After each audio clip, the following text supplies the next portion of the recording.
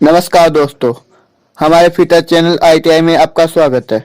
आप देख रहे हैं कोटा विश्वविद्यालय के बीए सेकंड ईयर का फर्स्ट पेपर और इसका सॉल्यूशन देखने के लिए इस वीडियो के लास्ट तक बने रहिए और हमारे चैनल को सब्सक्राइब करें, बेल आइकन को ऑन करें ताकि आपको बीए सेकंड ईयर से जुड़ी जानकारी आपके पास सबसे पहले पहुंच सके।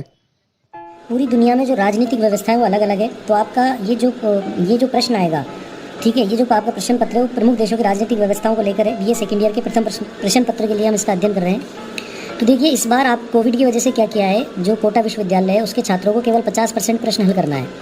ठीक है, यानी अगर आपका प्रश्न पत्र 100 नंबर का आ रहा है तो आपको केवल 50 नंबर के प्रश्न पत्र हल करने हैं। ठीक है, आपका जो पेपर है वो 3 सेक्शन में बटा होगा।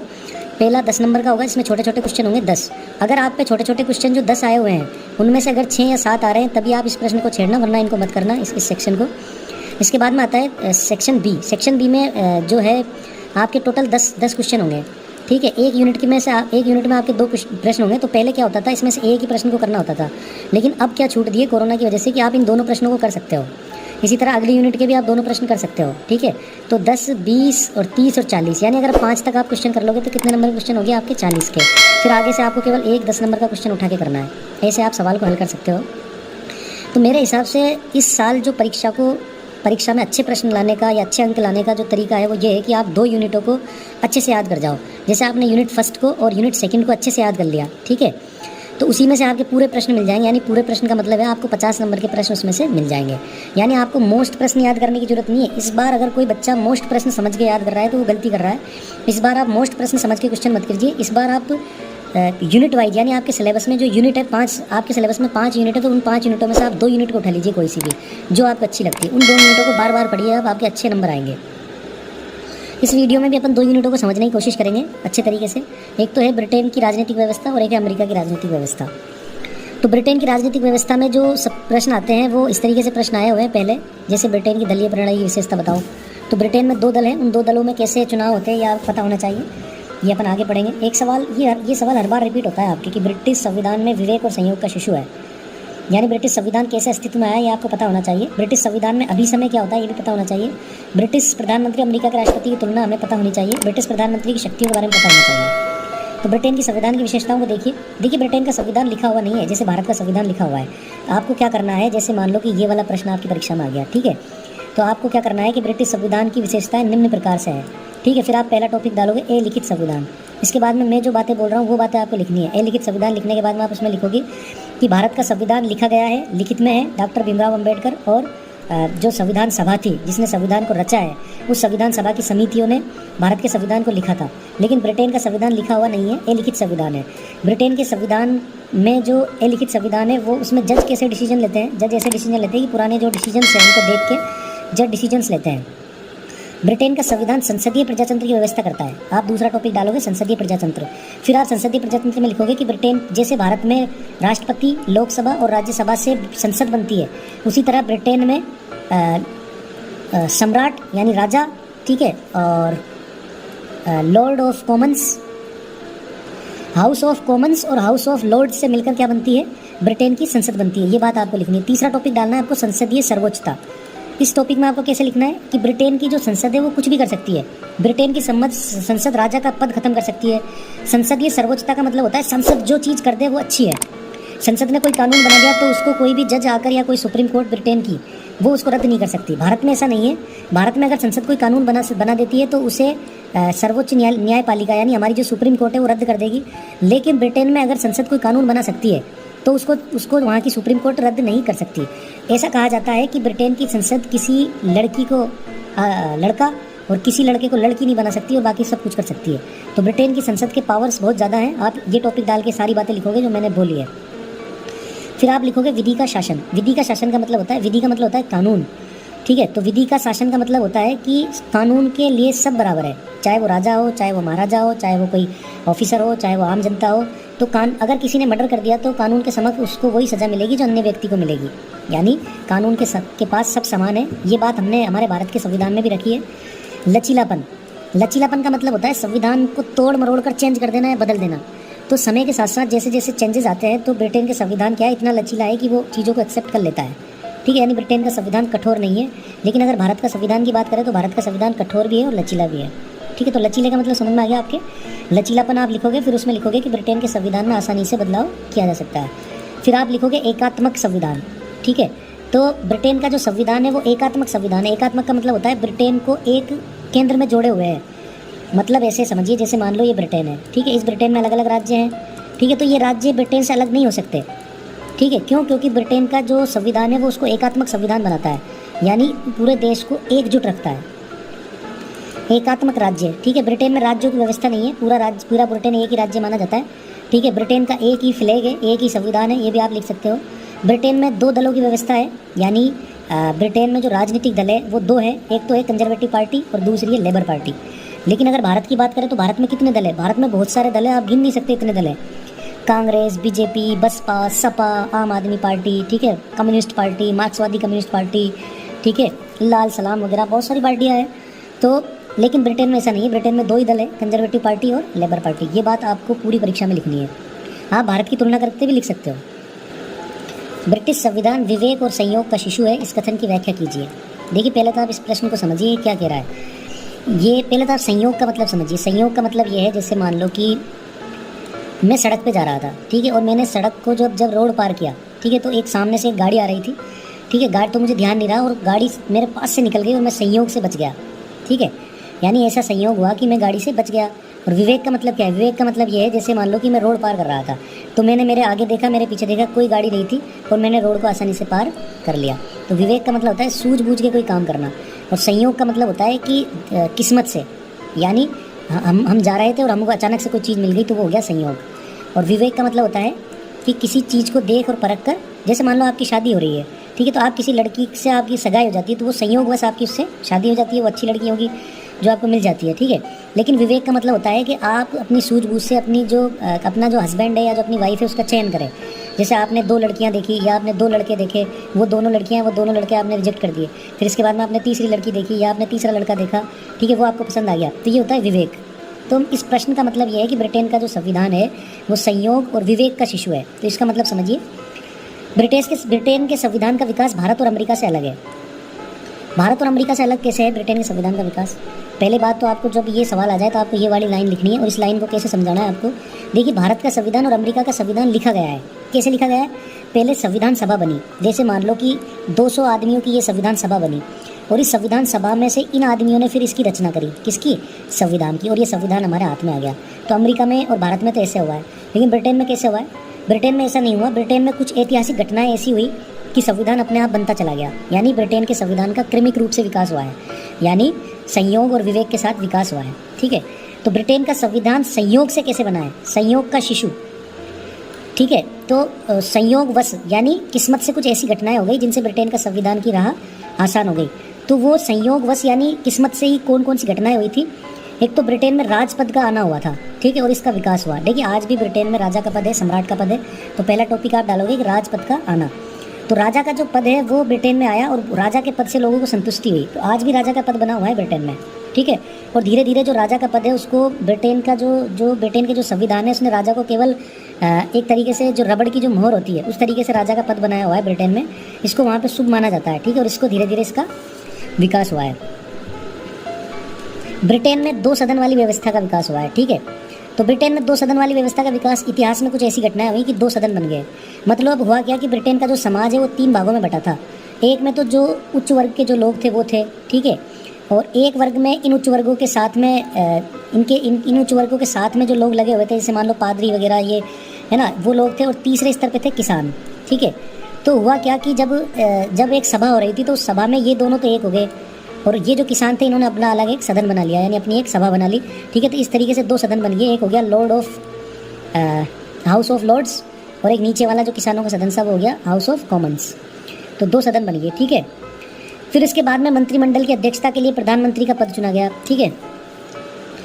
फिर इसमें क्या हुआ, संसद की सर्वोच्चता का सिद्धांत डाल दिया गया इतिहास के हिसाब से। फिर मंत्रिमंडल का सामूहिक उत्तरदायित्व का सिद्धांत भी इसमें आ गया। तो ये सारी चीज़ें हमारे भारत में है, केवल राजपद की जगह हमारे यहाँ क्या है, राष्ट्रपति का पद है। ब्रिटेन में कुछ चीज़ें हैं जो विवेक से यानी समझदारी से ली गई है ब्रिटेन के संविधान में, ठीक है। तो ये जो विवेक से जो शिशु पैदा हुआ है, यानी जो संविधान बना है, वो कौन से कानून जोड़े गए? एक तो राजतंत्र जो है ना उसको ख़त्म नहीं किया गया, लेकिन राजतंत्र को ऐसे ही बना दिया कि भाई हाँ आप बैठे रहो बस, और जो कानून बन के आए उन पर सिग्नेचर कर दो, जैसे हमारा राष्ट्रपति होता है ना, इस तरीके से। तो ब्रिटेन में एक तरीके से लोकतंत्री काम कर रहा है, ठीक है। लेकिन पहले क्या होता था, पहले जो ब्रिटेन का राजा होता था ना, वो पूरी अथॉरिटी रखता था। पूरी अथॉरिटी यानी किसको राजा, किसको प्रधानमंत्री बनाना है, कहाँ पे सेना को कहाँ पे युद्ध लड़ना है, ठीक है, किस देश से अच्छे संबंध बनाने हैं, तो वो राजा डिसीजन लेता था पूरे। लेकिन राजा को अब ये सारे डिसीजंस हटाकर किसके दे दिए, सारे डिसीजन मंत्रिमंडल को दे दिए, संसद को दे दिए सारे डिसीजन, है ना। वयस्क मताधिकार, ठीक है। पहले जो राजा होता था वो प्रधानमंत्री को चुनता था, लेकिन प्रधानमंत्री और मंत्रिमंडल के जो सदस्य अब उनको कौन चुनते हैं, आम लोग। तो ब्रिटेन में क्या है, 18 या 21 वर्ष से उम्र के जो ज़्यादा लोग हैं, मतदाता हैं, वो चुनते हैं। ब्रिटेन में गुप्त मतदान होता है, पहले खुला मतदान होता था, अब गुप्त मतदान होता है। ब्रिटेन में निर्वाचन प्रणाली का विकास किया गया है, ठीक है, सूझ और समझदारी के साथ। तो जब ये सवाल आ जाएगा तो आपको ये सारी चीज़ें लिखनी है। आप चाहो तो भारत की तुलना करके लिख सकते हो। देखिए दोस्तों, ब्रिटिश संविधान में अभी समय का क्या महत्व है, ये भी प्रश्न आपकी परीक्षा में पूछा जाता है। तो मैं भी कह रहा हूँ, इस बार आप कंठस्थ याद कर जाओ ब्रिटेन से संबंधित सारी चीज़ों को। ब्रिटेन से संबंधित एक तो 10-10 नंबर के 2 सवाल आएंगे और एक 20 नंबर का सवाल आ सकता है आपके। तो 20 और 10 40 नंबर आपके एक यूनिट से आ सकते हैं। तो इसको ढंग से समझिए। ब्रिटिश संविधान में पहली बात तो ये समझिए अभी समय का क्या मतलब है। देखिए, मैंने आपको पहले बताया कि ब्रिटेन का जो संविधान है वो अलिखित संविधान है, यानी कोई चीज़ें लिखी हुई नहीं है।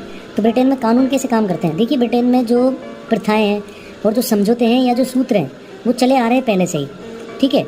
तो ये चीज़ें क्या है, संविधान में शामिल नहीं है, लेकिन इनका उपयोग शासन में किया जाता है।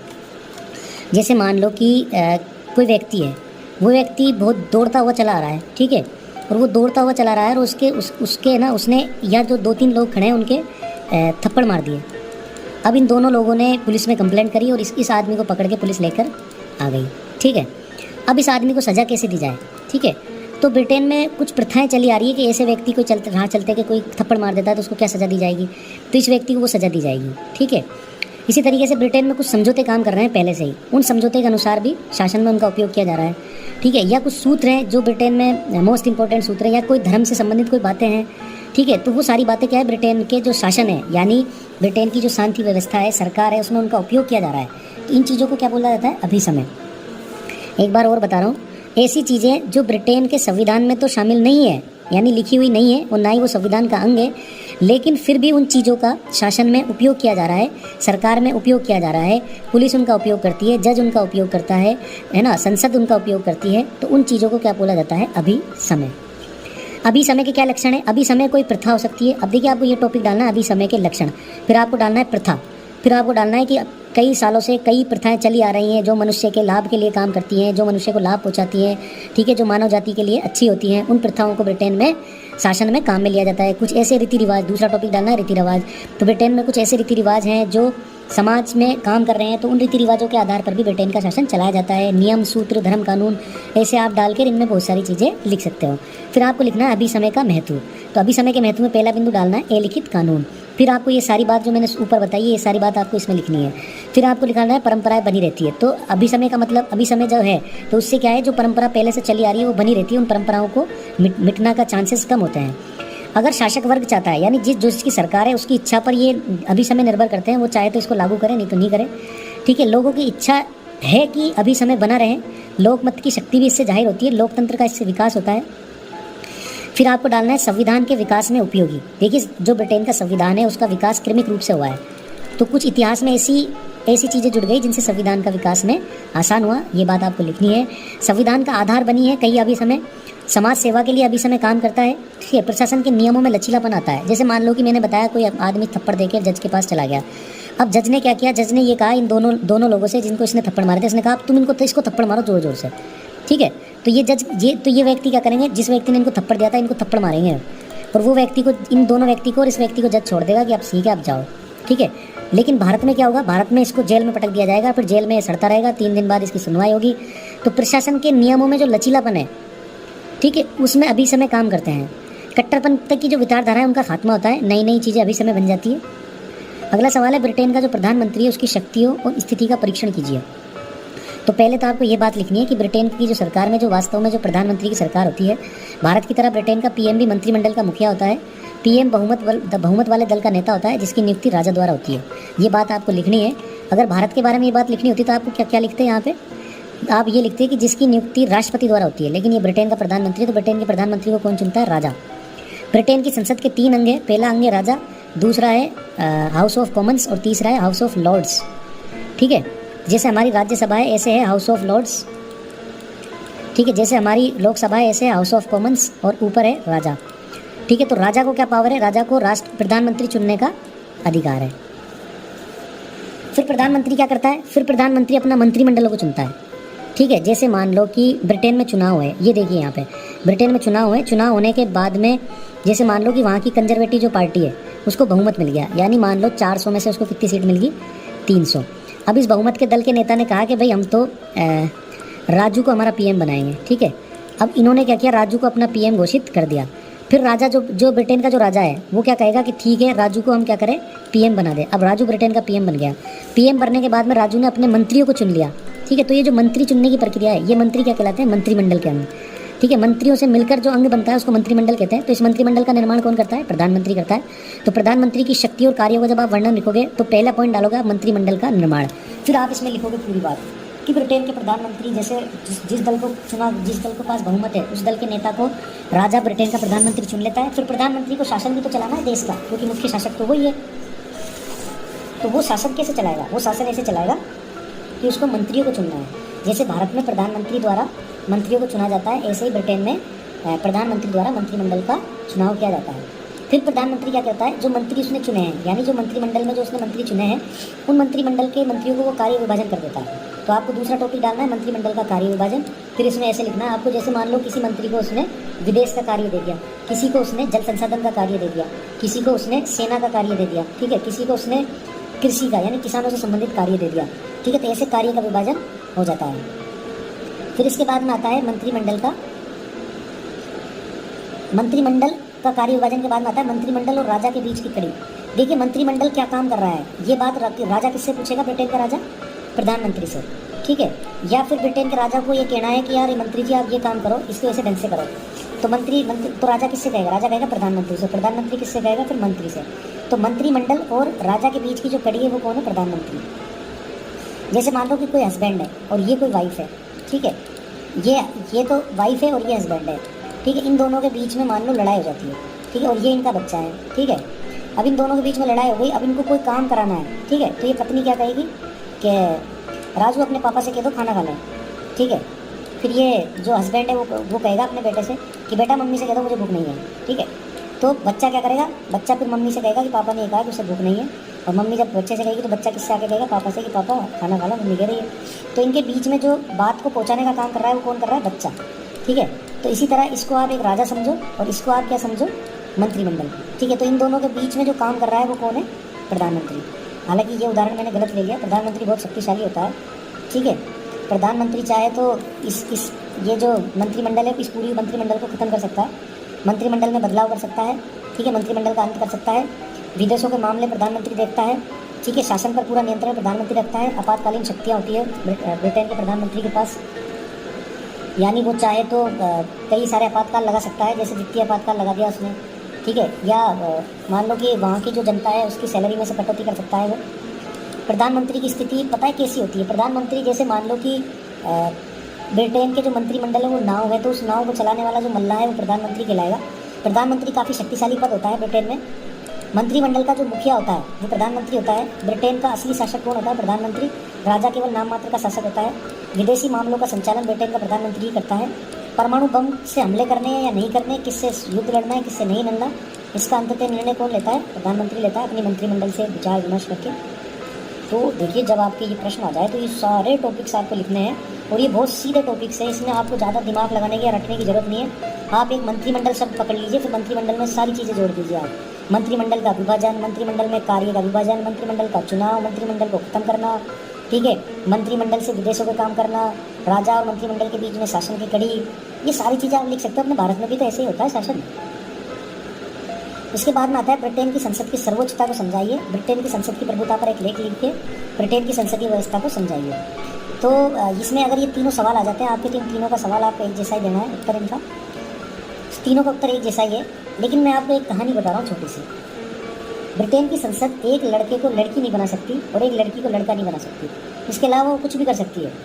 ब्रिटेन की संसद ने कोई कानून बना दिया तो वो कानून फिर वहाँ की जो सुप्रीम कोर्ट है वो भी नहीं बदल सकती, वहाँ का राजा भी नहीं बदल सकता, ठीक है।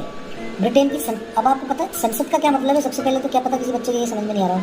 संसद का मतलब होता है जैसे हमारे यहाँ पे लोकसभा, राज्यसभा और राष्ट्रपति है, इन तीनों से मिलकर संसद बनी है, ऐसे ही ब्रिटेन में संसद बनी हुई है। उस संसद में एक तो राजा है और दूसरा क्या है, हाउस ऑफ कॉमन्स, और तीसरा क्या है, हाउस ऑफ लॉर्ड्स। लॉर्ड्स का मतलब जैसे हमारा राज्यसभा है ऐसे, कॉमन्स का मतलब जैसे हमारी लोकसभा है ऐसे, और राजा जैसे हमारा राष्ट्रपति है ऐसे। तो ब्रिटेन की जो संसद है ना, यानी संसद का मतलब है हाउस ऑफ कॉमन्स और हाउस ऑफ लॉर्ड्स ने जो कानून बना दिया, राजा ने उस पर हस्ताक्षर कर दिए, तो वो कानून सबसे बड़ा कानून है। ना तो कोई सुप्रीम कोर्ट रद्द करेगी उसको, ना ही कोई राष्ट्रपति उसको रद्द करेगा, है ना। देखिए ये लिख रहा है, जिस तरह भारत की संसद के 3 अंग हैं उसी तरह ब्रिटेन की संसद के 3 अंग हैं, सम्राट, लोकसभा और कॉमन सभा। लोकसभा और कॉमन सभा भारत की राज्यसभा और लोकसभा के समान है।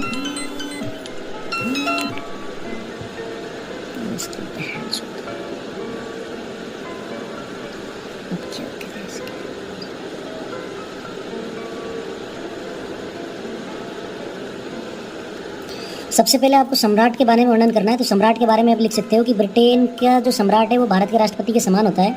अंतर यह है कि भारत के राष्ट्रपति को तो चुना जाता है, लेकिन ब्रिटेन का सम्राट वंशानुगत होता है, ठीक है। तो